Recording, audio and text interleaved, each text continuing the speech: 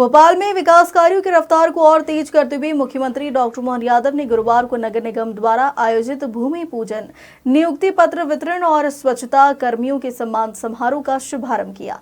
कुशाभाऊ ठाकरे सभागार में आयोजित कार्यक्रम का मुख्यमंत्री ने दीप प्रज्वलन कर शुभारंभ किया। आपको बता दें, कार्यक्रम में मुख्यमंत्री डॉक्टर मोहन यादव ने अमृत 2.0 योजना के अंतर्गत 582.32 करोड़ रुपए की लागत से होने वाले जलापूर्ति और विकास कार्यों का रिमोट से भूमि पूजन किया। ये कार्य भोपाल के विभिन्न वार्डों में संचालित किए जाएंगे। मुख्यमंत्री ने कार्यक्रम में 55 लोगों को नियुक्ति पत्र भी वितरित किए, जिनमें से 31 नियुक्तियां अनुकंपा के आधार पर और 24 अन्य अभ्यर्थियों को दी गई। इस मौके पर स्वच्छता सर्वेक्षण 2024 में भोपाल को देश भर में दूसरा स्थान मिलने पर नगर निगम के सफाई मित्रों को शॉल और श्रीफल देकर सम्मानित भी किया गया। इस अवसर पर सीएम ने प्रधानमंत्री नरेंद्र मोदी के नेतृत्व में नगरीय निकायों को आत्मनिर्भर और सशक्त बनाने की दिशा में हो रहे प्रयासों की भी सराहना की। इसके साथ ही उन्होंने भोपाल रियासत की देश में विलीनीकरण में योगदान देने वाले स्वतंत्रता सेनानियों का स्मरण कर उन्हें नमन किया और कहा कि भोपाल को उसका अतीत का गौरव लौटाना है।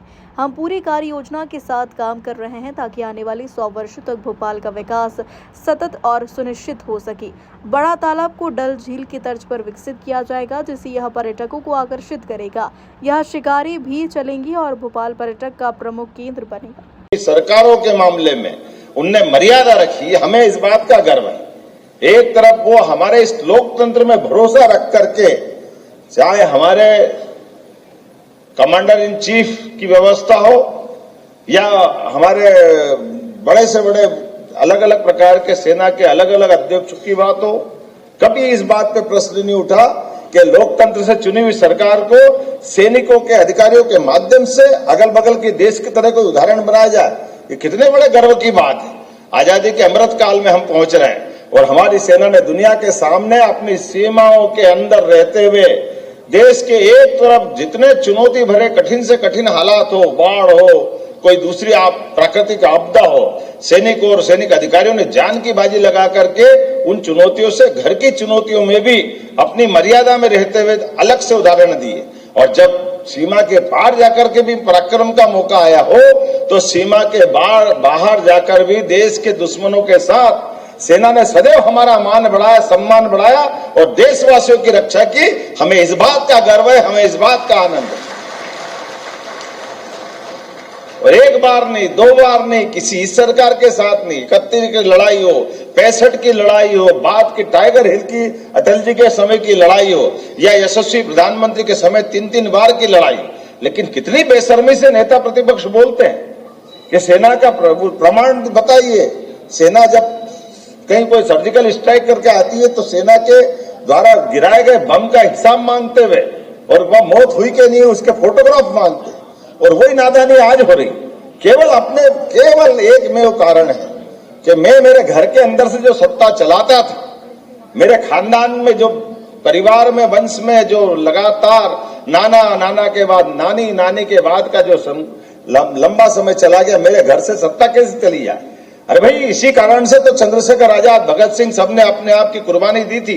उन्होंने कहा था इनकलाब जिंदाबाद, उन्होंने ये नहीं कहा था कि एक परिवार जिंदाबाद। उन्होंने कहा था कि हाँ, लोकतंत्र की जय होना चाहिए। और लोकतंत्र की जय होने के लिए भगत सिंह ने अपने उस असेंबली के अंदर प्रदर्शन करते हुए, वो चाहते तो उनके हथियारों से कोई लोग को घायल कर सकते थे, उसके हालात से किसी की जान जा सकती थी, लेकिन प्रतीकात्मक रूप से इस लोकतंत्र में जनता के वोट से, जनता के द्वारा, जनता के लिए जवाबदेह सरकार बनना चाहिए और अंग्रेजों के दिमाग में ये बात आना चाहिए और दुनिया का ध्यान जाना चाहिए। इसलिए उस समय का उनका उदाहरण पेश हुआ था।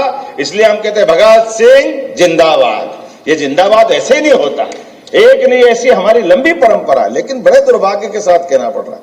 कैसे बेवकूफ बना रहे हैं, क्यों बेवकूफ बना रहे हैं, किसे बेवकूफ बना रहे हैं?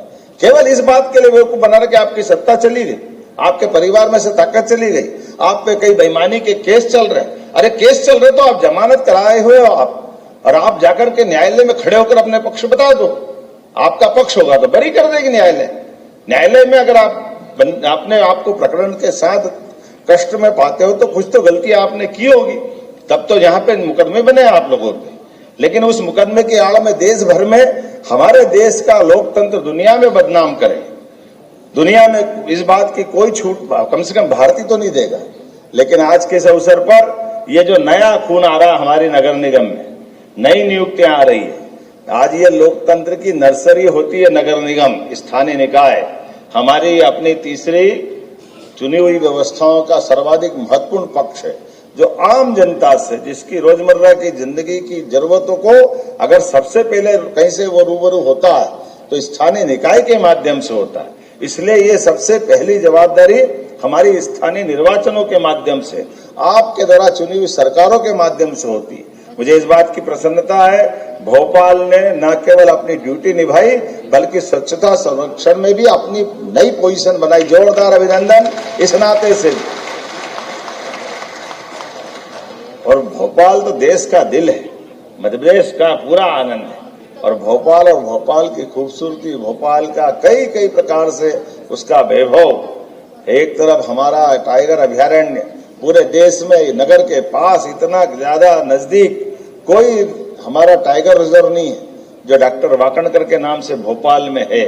नगर निगम के एरिया में टाइगर भी घूमता है और हम सब भी रहते हैं, ये हमारे लिए सौभाग्य की बात है।